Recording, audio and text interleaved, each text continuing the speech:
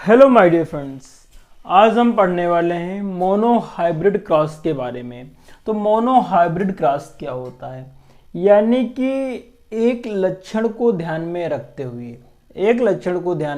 हुए आगे क्रॉस कराना और उसकी प्रोजनी को प्राप्त करना ही मोनो हाइब्रिड क्रॉस कहलाता है। एक लक्षण मतलब एक करेक्टर को ध्यान में रखते हुए, और वो करेक्टर हम पौधे की लंबाई ले सकते हैं, बीज का कलर ले सकते हैं। मतलब हमने आपको 7 करेक्टर बताए थे और उसकी 14 ट्रेट थी।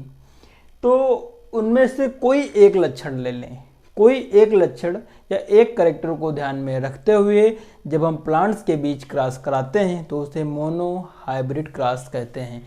यहाँ पे लिख लो मोनो हाइब्रिड क्रॉस, उसे मोनो हाइब्रिड क्रॉस कहते हैं।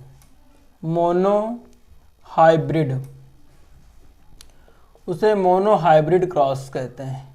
जब हम एक लक्षण को ध्यान में रखते हुए पौधों के बीच क्रॉस कराते हैं तो उसे मोनो हाइब्रिड क्रॉस कहते हैं। जैसे पौधे की लंबाई,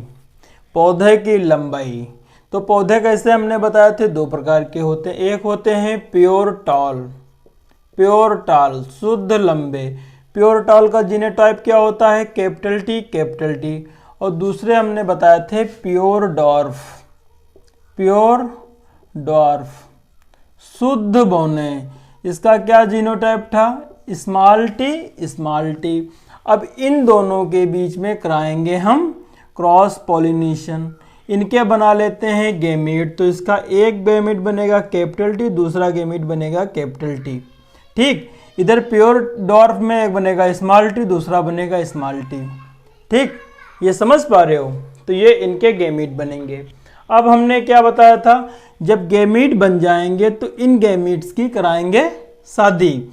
तो इस कैपिटल टी का हाइब्रिडाइजेशन इस कैपिटल टी के साथ में कराएंगे तो बनेगा कैपिटल टी और हमारा स्मॉल टी बनेगा। अब इसी कैपिटल टी की इसके साथ में कराएंगे तो ये बनेगा कैपिटल टी बनेगा, स्मॉल टी बनेगा। और इस कैपिटल टी के साथ में कराएंगे तो ये बनेगा कैपिटल टी, ये बनेगा स्मॉल टी। और फिर इसे कराएंगे इसके साथ में तो ये बनेगा कैपिटल टी, ये बनेगा small T.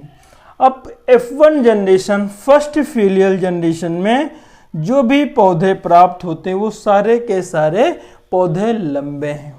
All plants are tall. यहाँ पे लिख लो ऑल प्लांट्स आर टॉल। सारे के सारे पौधे टॉल हैं। कैसे टॉल हैं, हेट्रोजाइगस। सारे के सारे पौधे टॉल हैं। हमने एक लक्षण को ध्यान में रखते हुए हमने क्रॉस कराया तो जो हमें संतति मिली है, प्रोजनी मिली है, वो सब लंबे हैं। ये हमारी क्या है, F1 जनरेशन है। ठीक, ये हम बता रहे हैं, कल ये नहीं बताया था कि इसे मोनो हाइब्रिड क्रॉस कहते हैं, ये समझो। अब इस हम कैपिटल टी और स्मॉल टी के बीच क्रॉस करा देते हैं। कैपिटल टी और स्मॉल टी के बीच करा देते हैं सेल्फ पॉलिनेशन। कैसा, सेल्फ पॉलिनेशन करा देते हैं। सेल्फ पॉलिनेशन जब कराएंगे तो इस कैपिटल टी से इस कैपिटल टी के साथ में होगा तो बनेगा कैपिटल टी। इस कैपिटल टी का इस स्मॉल टी के साथ में होगा तो बनेगा कैपिटल टी स्मॉल टी। इस स्मॉल टी के साथ इसके साथ में होगा तो बनेगा कैपिटल टी स्मॉल टी। और इसके साथ में जब ये फिर स्मॉल टी का स्मॉल टी के साथ में होगा तो बनेगा स्मॉल टी। समझ रहे हो, ये कैसी जनरेशन है, ये हमारी F2 जनरेशन है, सेकेंड फीलियल जनरेशन है। ये हमारी सेकेंड फीलियल जनरेशन है। तो ये हमारा क्या है बेटा, बताओ, सेकेंड फीलियल जनरेशन है। तो इसे कहते हैं मोनो हाइब्रिड क्रॉस। जब हम एक लक्षण को ध्यान में रखते हुए पौधों के बीच क्रॉस कराते हैं तो उसे कहा जाता है मोनो हाइब्रिड क्रॉस। दूसरा एग्जामिनर क्वेश्चन ये पूछता है कि लॉ ऑफ डोमिनेंस और लॉ ऑफ सेग्रीगेशन किस क्रॉस से आए हैं, मोनो हाइब्रिड क्रॉस से आए हैं या डाई हाइब्रिड क्रॉस से आए हैं। तो हमारा जो मोनो हाइब्रिड क्रॉस है इसी से हमारा लॉ ऑफ डोमिनेंस निकलता है। अगर तुम आंखों से देख सकते हो तो बताओ कहाँ से निकलेगा। और लॉ ऑफ सेग्रीगेशन या इसका दूसरा नाम है law of purity of gamete. तुम उनके साथ में चाहे कितने समय तक रख लो, लेकिन जब विभाजन की समय आएगी तो तुमसे दूर हो जाएंगे ना। तो ये गैमीट की रूल है। ये मेंडल के 2 रूल यहीं से निकलते हैं। अगर आंखें हों तो देख के बताओ। चलो हम बताते हैं। लॉ ऑफ डोमिनेंस जो है मेंडल का, लॉ ऑफ डोमिनेंस जो प्रभाविता का नियम है, वो यहाँ से फर्स्ट फीलियल जनरेशन से निकल रहा है। कहता है कि देखो ये कैपिटल टी है और ये स्मॉल टी है, ये कैपिटल टी ये स्मॉल टी है।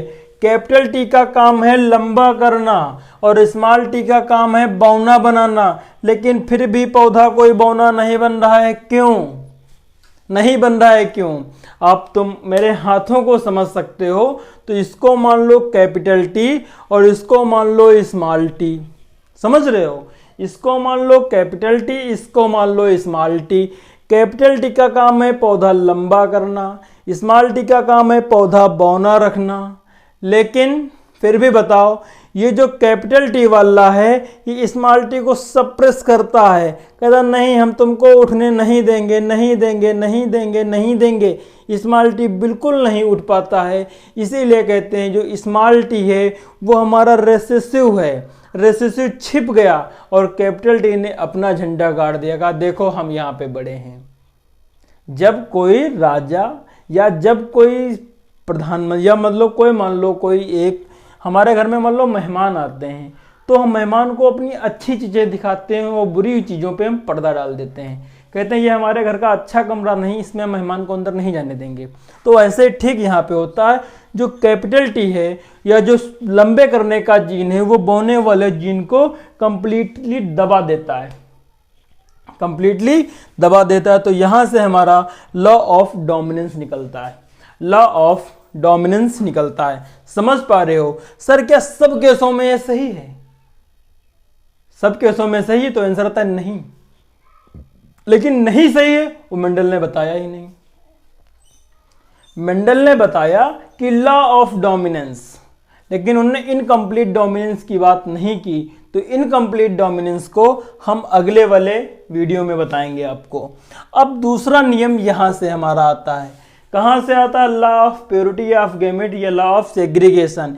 इन्होंने कहा कि देखो capital T small T gamete बहुत समय तक एक साथ में रहे, एक पूरी जनरेशन साथ में रहे, बहुत लंबे समय तक रहे, पूरी जनरेशन एक साथ में रहे। लेकिन जब उनको गैमीट बनाने की बात आई तो कैपिटल टी ने कहा देखो हम अलग युग्मक अपना बनाएंगे और स्मॉल टी ने कहा हम अपना अलग युग्मक बनाएंगे। दोनों ने अपने अलग अलग युग्मक बनाए और बनाने के बाद में उसका हमने हाइब्रिडाइजेशन किया। तो यहाँ पे हमने देखा कि 3 पौधे लंबे हो गए।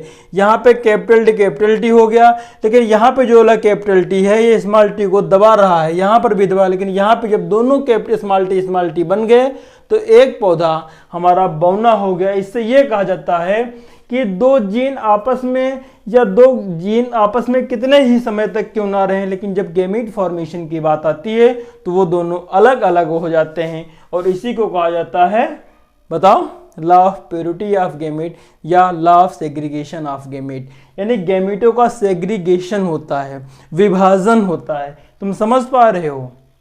समझ पा रहे हो? इन दोनों को हम लिखवा देते हैं। आप लिख लो, हेडिंग डालो लॉ ऑफ डोमिनेंस, हेडिंग डालो लॉ ऑफ डोमिनेंस।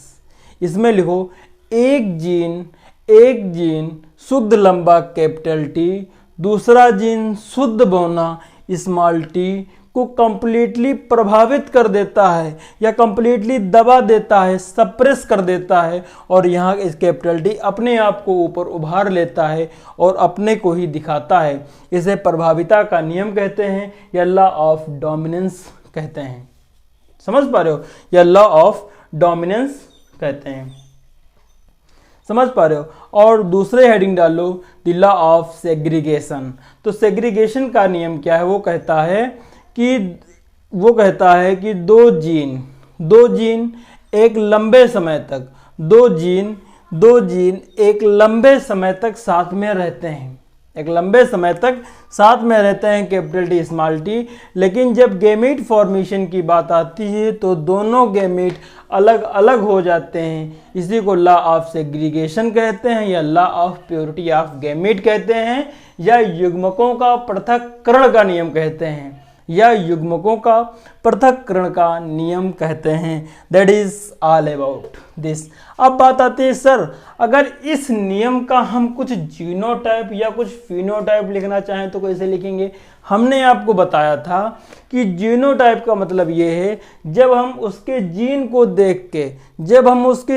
देख के जो लिखते हैं उसको जीनोटाइप कहते हैं, और जो उसके बाहरी रूप को देखकर लिखते हैं उसको फिनोटाइप कहते हैं। तो तुम यहाँ पे लिखो इसका जीनोटाइप क्या है।